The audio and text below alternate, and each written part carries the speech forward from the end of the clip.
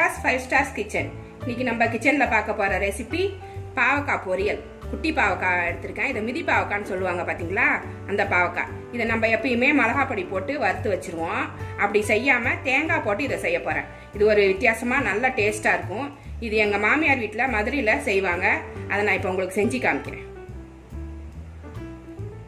வானல் சூடாயிருச்சு. இதில் கொஞ்சம் எண்ணெய் ஊற்றிக்கலாம். சன்ஃப்ளவர் ஆயில் ஊற்றுறேன். இது சூடாகட்டும். கடுகு போட்டுக்கலாம். எண்ணெய் காஞ்சிருச்சு. கடுகு உளுத்தம்பருப்பு போட்டுக்கலாம்.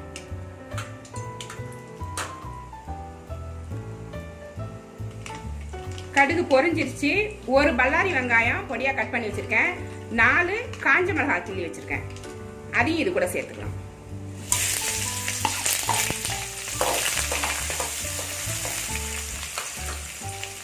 கருவேப்பிலை கொஞ்சம்.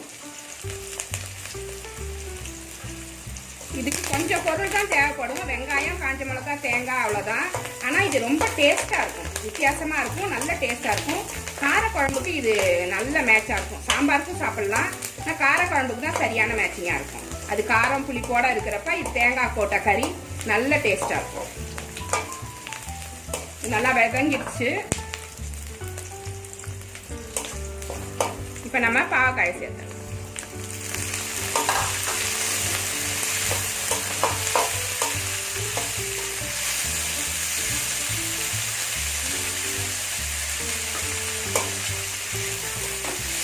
இது வேகிறதுக்கு தேவையான தண்ணி ஊற்றி,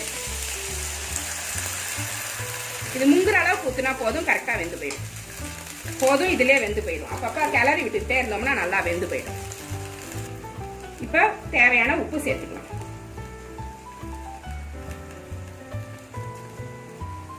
இந்த மஞ்சள் பொடி போடக்கூடாது.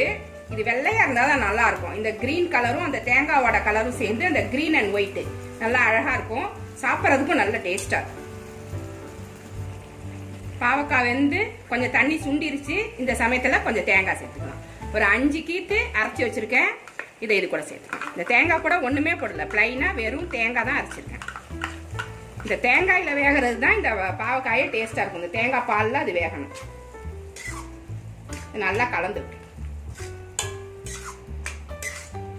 இது நல்லா வெள்ளையர்னு நல்லா இருக்கும் டேஸ்ட். தேங்காய் பால் ஒரு ஸ்வீட்னஸ் கொடுக்கும். இந்த கசப்பு தெரியாது. இந்த பாவக்காயோட கசப்பை இது எடுத்துரும். நல்ல டேஸ்டா இருக்கும். நல்லா வேகும்.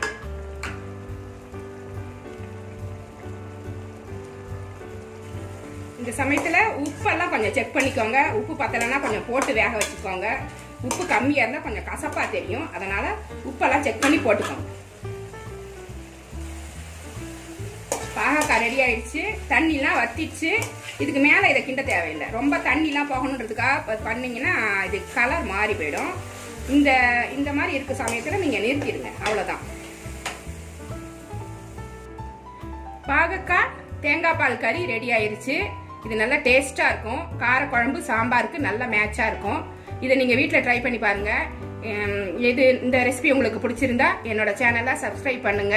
மறக்காம பெல் ஐக்கானை அழுத்திடுங்க. லைக் பண்ணுங்க, ஷேர் பண்ணுங்க. இவ்வளோ நேரம் என்னோட வீடியோவை பார்த்த எல்லாருக்கும் நன்றி. தேங்க்யூ.